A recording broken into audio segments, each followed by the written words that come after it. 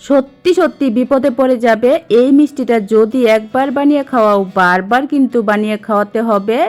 কোনো রকম ছানা ছাড়াই 10 টাকা দামের গুঁড়া দুধ দিয়ে মাত্র 10 মিনিটে এত দারুণ টেস্টি মিষ্টি তৈরি হয়। আজকের ভিডিও না দেখলে কিন্তু বিশ্বাসই করতে পারবে না। রিকোয়েস্ট রইল রেসিপিটা দেখার পর শুধু একবার বানিয়ে খেয়ে দেখো। বাচ্চা থেকে বড় সবার মন জয় করবে, এটা আমি গ্যারান্টি দিয়ে বলতে পারি।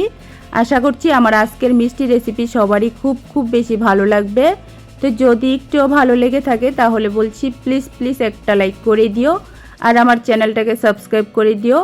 অতিথি আসলে বা হঠাৎ মিষ্টি খেতে মন চাইলে মাত্র 10 মিনিটের মধ্যে গুঁড়া দুধ দিয়ে কিন্তু এই দারুণ মিষ্টিটা তোমরা তৈরি করে পরিবেশন করতে পারো। তো চলো মিষ্টিটা কিভাবে তৈরি করেছি দেখে নাও। প্রথমে দেখো আমি একটা মিক্সিং বল নিয়েছি। মিক্সিং বলের মধ্যে আমি নিয়ে নিচ্ছি গুঁড়া দুধ। এখানে আমি 10 টাকা দামের গুঁড়া দুধের প্যাকেট নিয়েছি 4 প্যাকেট। ছোটো যে 10 টাকা দামের গুঁড়া দুধের প্যাকেটগুলি পাওয়া যায় সেই প্যাকেটগুলি আমি এখানে 4 প্যাকেট নিয়েছি। 4 প্যাকেট গুঁড়া দুধ দিয়ে কিন্তু অনেকগুলি মিষ্টি তৈরি হবে। তারপর এই গুঁড়া দুধের মধ্যে আমি দিয়েছি 2 চিমটি পরিমাণ বেকিং সোডা। এখানে বেকিং সোডাটা কিন্তু বেশি দেওয়া যাবে না, তাহলে মিষ্টি ভালো হবে না। তারপর 4 চামচের 1 চামচ ঘি আমি একটু ভালো করে গলিয়ে তারপর দিয়েছি। এখন এই ঘিটাকে কিন্তু গুঁড়া দুধের মধ্যে হাত দিয়ে এভাবে ভালো করে লাগিয়ে নিতে হবে। ঘিটা দিলে কিন্তু ফ্লেভার খুব ভালো হয় আর খেতেও কিন্তু ভীষণ ভালো লাগে। তো দেখো গুঁড়া দুধের মধ্যে আমি ঘিটা এভাবে ভালো করে লাগিয়ে রেডি করে নিয়েছি। তারপর আমি নিয়েছি একটা ডিম। ডিমটাকে একটু ভালো করে ফেটিয়ে নিতে হবে। যদি ফ্রিজে থাকে ডিম তাহলে কিন্তু আধা ঘন্টা আগে বের করে রাখতে হবে। তো দেখো ডিমটাকে কিন্তু একটু ভালো করে ফেটিয়ে নিতে হবে। যদি ডিমটা বেশি ছোট হয় তাহলে এখানে 2টা ডিম নিতে পারো। আমি কিন্তু একটা ডিম দিয়েই কিন্তু অনেকগুলি মিষ্টি তৈরি করে নিয়েছি। ডিমটাকে ভালো করে ফেটিয়ে এখন আমি গুঁড়া দুধের মধ্যে দিয়েছি। দেওয়ার পর এই ডিমটা দিয়ে কিন্তু গুঁড়া দুধটাকে মেখে নিতে হবে। এখানে জল বা লিকুইড দুধের কোনো প্রয়োজন নেই, ডিম দিয়েই কিন্তু গুঁড়া দুধটাকে ভালো করে মেখে নিতে হবে। আর মেখে কিন্তু একদম নরম করে একটা ডো তৈরি করতে হবে। তো দেখো এরকম একটু নরম করেই মাখতে হবে। এখন কিন্তু হাতের মধ্যে লেগে যাচ্ছে, এটাকে আমি 2 মিনিটের জন্য রেস্টে রেখে দেব। তার ফলে কিন্তু এটা পুরোপুরি সেট হয়ে যাবে আর কিন্তু হাতের মধ্যে লেগে যাবে না। তো দেখো মাত্র 2 মিনিটের মতো আমি ঢাকনা দিয়ে রেস্টে রেখে দিচ্ছি। 2 মিনিট পর আমি হাতের মধ্যে একটু ঘি লাগিয়ে নিয়েছি। নেওয়ার পর এখন দেখো ডোটা কিন্তু খুব সুন্দর একদম সেট হয়ে গেছে, হাতের মধ্যে কিন্তু লেগে যাচ্ছে না। এখন তার থেকে অল্প করে নিয়ে ছোট ছোট মার্বেলের মতো কিন্তু তৈরি করতে হবে। তো দেখো এরকম একদম ছোট ছোট মার্বেল যেরকম হয় সেরকম তৈরি করতে হবে, কারণ এই মিষ্টিগুলি কিন্তু হয়ে যাওয়ার পর ফুলে কিন্তু একদম ডবল হয়ে যায়। তো দেখো এরকম ছোট ছোট মার্বেলের মতো করে আমি সবগুলি মিষ্টি তৈরি করে নেব। আচ্ছা তোমরা আজকের রেসিপিটা কে কোথায় থেকে দেখছো প্লিজ একটা কমেন্ট করে জানিও, তাহলে আমার ভীষণ ভালো লাগবে। আমি আমার মন থেকে তোমাদেরকে ধন্যবাদ আর ভালোবাসা জানাতে পারবো। তো দেখো এভাবে কিন্তু ছোট ছোট মার্বেলের মতো গুল করে আমি সবগুলি মিষ্টি তৈরি করে নিচ্ছি। মিষ্টিগুলি যখন হয়ে যাবে দেখবে ফুলে কিন্তু একদম ডবল হয়ে যাবে। তো এভাবে দেখো আমি সবগুলি মিষ্টি কিন্তু গুল করে তৈরি করে নিয়েছি। কত সুন্দর কিউট হয়েছে দেখে নিশ্চয়ই বুঝতে পারছো। তারপর গ্যাস ওভেনে আমি কড়াই বসিয়ে কড়ার মধ্যে দিয়ে দিচ্ছি 1/2 লিটার দুধ। দুধটা আমি আগে জাল করে রেখেছিলাম। এখন কিন্তু দুধটা কড়ার মধ্যে দিয়ে বেশিক্ষণ জাল করতে হবে না, শুধু একটু ফুটিয়ে নিতে হবে। এই দুধটা কিন্তু ঘন করার কোনো প্রয়োজন নেই, শুধু দুধটা যাতে একটু ভালো করে ফুটে ওঠে ততক্ষণ কিন্তু অপেক্ষা করতে হবে। এর আগে এর মধ্যে দিয়ে দিতে হবে চিনি। দেখো এখানে আমি ছোট বাটি দিয়ে 1 বাটি চিনি দিয়েছি। চিনিটা কিন্তু তোমরা কম বেশি করতে পারো যতটুকু মিষ্টি পছন্দ করো। তারপর সুন্দর একটা ফ্লেভারের জন্য 4টা এলাচ ফাটিয়ে দিয়েছি। তোমরা চাইলে এলাচের গুঁড়াও দিতে পারো, তাহলে ফ্লেভারটা খুব বেশি সুন্দর হবে। এখন নাড়াচাড়া করে দুধটাকে একটু ভালো করে ফুটে ওঠা পর্যন্ত অপেক্ষা করতে হবে। একটা ডিম আর সামান্য একটু গুঁড়ার দুধ দিয়ে যে এত দারুণ টেস্টি মিষ্টি তৈরি হয়, একবার বানিয়ে না খেলে কিন্তু বিশ্বাসই করতে পারবে না। তার জন্য বারবার বলছি, শুধু একবার এই মিষ্টিটা আমার মতো করে তৈরি করে খেয়ে দেখো। তো দেখো, দুধটা একটু ভালো করে ফুটে ওঠার পর সবগুলি মিষ্টি কিন্তু আমি একসাথে দিয়েছি। দেওয়ার পর কিন্তু এগুলিকে বেশি নাড়াচাড়া করা যাবে না। এভাবে দেখো, আমি একটু কড়াইটা ঘুরিয়ে একটু এভাবে নাড়িয়ে দিয়েছি। গ্যাসের আঁচটা মিডিয়ামে রেখে এই মিষ্টিটাকে কিন্তু 5 মিনিটের মতো সিদ্ধ করে নিতে হবে। তো দেখো, বেশি কিন্তু নাড়াচাড়া করলে মিষ্টিগুলি ভেঙে যাবে। এভাবে দেখো, দুধটা আমি একটু গরম দুধটা উপর দিয়ে এভাবে দিয়ে দিচ্ছি। মিষ্টিগুলি কিন্তু গরম অবস্থাতে একদমই নরম থাকে, বেশি নাড়াচাড়া করলে একদম ভেঙে যেতে পারে। এভাবে কিন্তু মিডিয়াম আঁচে শুরু থেকে শেষ পর্যন্ত কিন্তু মিডিয়াম আঁচে রেখে মিষ্টিটাকে 5 থেকে 7 মিনিটের মতো ভালো করে ফুটিয়ে নিতে হবে। তো দেখো, মিষ্টিটা যত সিদ্ধ হচ্ছে ততই কিন্তু ফুলে একদম ডবল হয়ে যাচ্ছে। এক একটা মিষ্টি কিন্তু ফুলে একদম 10 টাকা দামের রসগোল্লার মতো হয়ে যাবে। এভাবে কিন্তু হালকা হাতে এটাকে নাড়াচাড়া করতে হবে, বেশি নাড়াচাড়া করলে কিন্তু ভেঙে যেতে পারে। আর একদম যদি লো আঁচে করো তাহলেও কিন্তু মিষ্টিটা ভেঙে যেতে পারে। শুরু থেকে শেষ পর্যন্ত কিন্তু মিডিয়াম আঁচে রাখতে হবে। আর দুধটা যাতে পড়ে না যায় তার জন্য কিন্তু এভাবে উপর দিয়ে হালকা করে নাড়াচাড়া করে দিতে হবে। এভাবে দেখো, মিষ্টিগুলি কত সুন্দর ফুলে উঠেছে। আমি কিন্তু 5 মিনিটের মতো মিডিয়াম আঁচে সিদ্ধ করে নিয়েছি। এখন আমি গ্যাসের আঁচটা একটু কমিয়ে 2 মিনিটের জন্য রেখে দেব। গ্যাসের আঁচটা 2 মিনিটের জন্য কমিয়ে এভাবে সিদ্ধ করতে হবে আরও 2 মিনিট। দেখো, মিষ্টিগুলি কিন্তু একদম ফুলে এক একটা 10 টাকা দামের রসগোল্লার মতো হয়ে গেছে। একদম কাছ থেকে তোমাদেরকে দেখিয়ে দিচ্ছি কত সুন্দর মিষ্টি তৈরি হয়েছে। ছোটো 4 প্যাকেট গুঁড়া দুধ দিয়ে আর একটা ডিম দিয়ে এত দারুণ টেস্টি মিষ্টি তৈরি হয়। মিষ্টি তৈরি করতে কিন্তু ছানার প্রয়োজন হয়, ছানা করতে হয়, তারপর ছানা কিন্তু অনেকক্ষণ মথে নিতে হয়। আর সেই সব কিন্তু কিছুই লাগবে না, মাত্র 10 মিনিটের মধ্যে কিন্তু গুঁড়া দুধ আর একটা ডিম দিয়ে এরকম দারুণ মিষ্টিটা তোমরা তৈরি করে নিতে পারো। আমি লো আঁচে 2 মিনিটের মতো মিষ্টিটাকে ফুটিয়ে তারপর গ্যাসটা বন্ধ করে 5 মিনিট রেখেছিলাম। 5 মিনিট পর দেখো, আমি একটা মিক্সিং বোলের মধ্যে ঢেলে নিয়েছি। মিষ্টিগুলি কত সুন্দর হয়েছে দেখে নিশ্চয়ই বুঝতে পারছো। একটা মিষ্টিও কিন্তু ফেটেও যায়নি, ভেঙেও যায়নি। আমি যেভাবে তৈরি করেছি তোমরা এভাবে শুধু একবার বানিয়ে খেয়ে দেখো। আমি গ্যারান্টি দিয়ে বলতে পারি, বাচ্চা থেকে বড় সবার মন জয় করবে। এই মিষ্টিটা কিন্তু সত্যি দারুণ টেস্টি হয়, খেতে কিন্তু একদমই রসমলাইয়ের মতো হয়। তো দেখো, আমি ভেঙেও দেখিয়ে দিচ্ছি, মিষ্টিটা কিন্তু একদমই নরম তুলতুলে। কত সুন্দর মিষ্টি তৈরি হয়েছে দেখে নিশ্চয়ই বুঝতে পারছো, গুঁড়া দুধ আর একটা ডিম দিয়ে। তো আজকে আমার এই মিষ্টি রেসিপি তোমাদের কেমন লেগেছে অবশ্যই কমেন্ট করে জানিও। ভালো লাগলে লাইক কমেন্ট শেয়ার করো, চ্যানেলটাকে সাবস্ক্রাইব করে দিও। আর রিকোয়েস্ট রইল, একবার এই মিষ্টিটা বানিয়ে খেয়ে দেখো, কত সুন্দর মিষ্টি তৈরি হয়েছে। আবারও আরেকটা রেসিপি নিয়ে আসবো। আজকের জন্য টাটা। গাজরের হালুয়া তো অনেক খেয়েছো, একটা মাত্র গাজর থাকলে এই পিঠাটা একবার বানিয়ে দেখো, সত্যি সত্যি বিপদে পড়ে যাবে।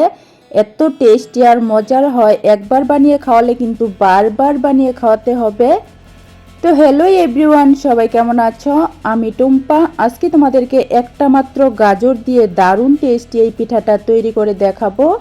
আশা করছি আমার আজকের এই রেসিপি সবারই খুব বেশি ভালো লাগবে। তো যদি একটু ভালো লেগে থাকে তাহলে বলছি প্লিজ একটা লাইক করে দিও আর আমার চ্যানেলটাকে সাবস্ক্রাইব করে দিও।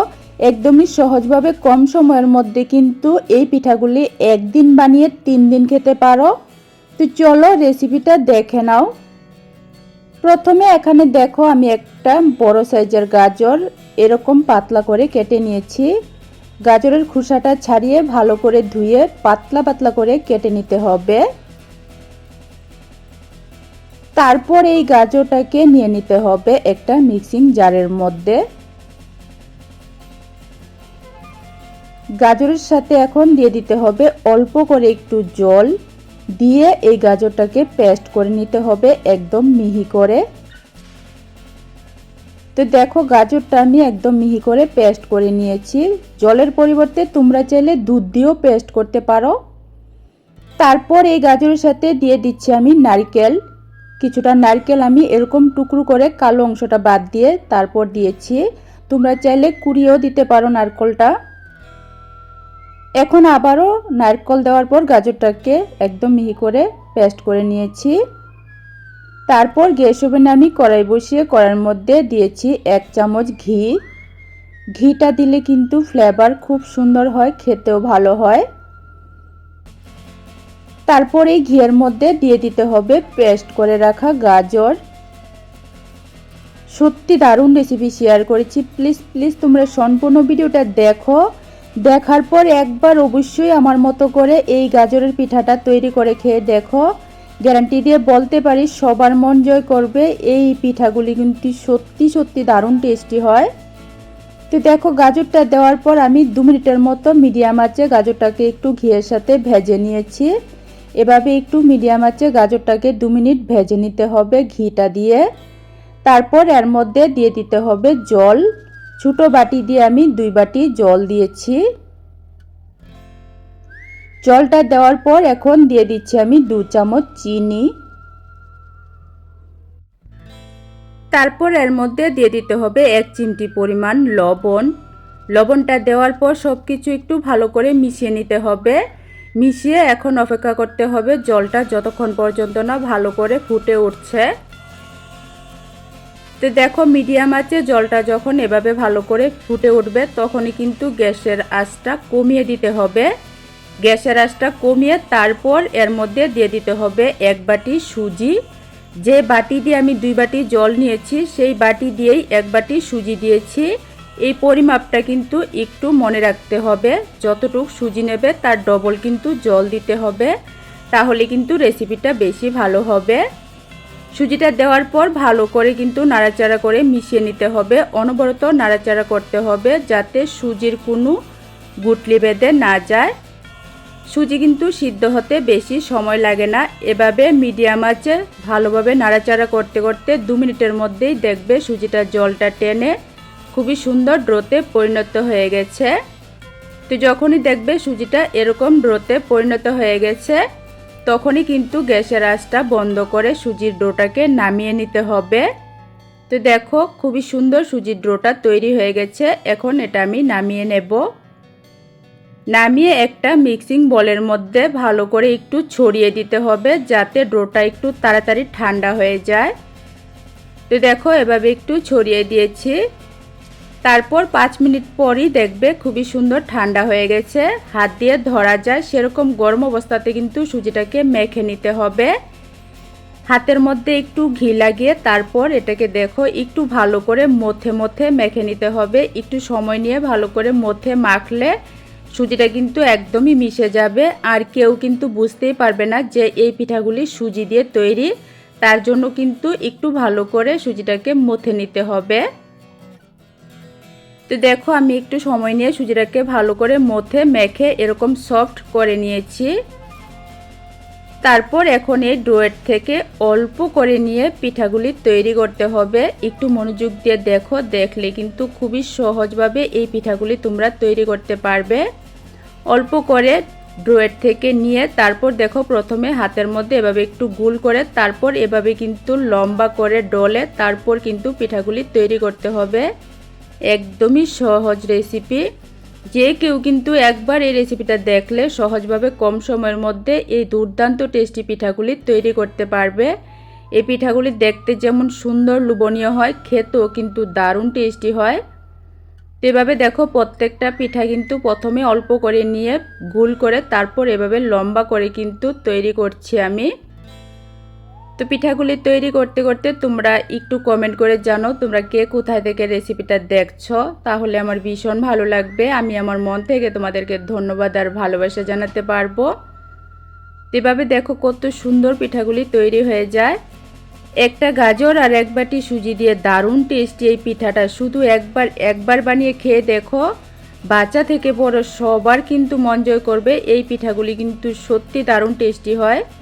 এভাবে দেখো সবগুলি পিঠা কিন্তু আমি তৈরি করে নিয়েছি।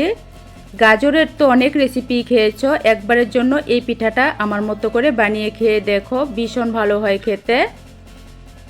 তারপর আমি গ্যাস ওভেনে একটা প্যান বসিয়ে প্যানের মধ্যে 1 বাটি চিনি দিয়েছি। তারপর যে বাটি দিয়ে চিনি দিয়েছি সেই বাটি দিয়ে 1 বাটি জল দিয়েছি।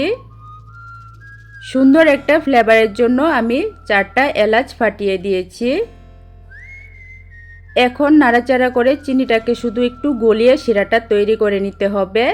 এখানে চিনিটা কিন্তু গলে গেলেই হবে, বেশিক্ষণ জাল করতে হবে না।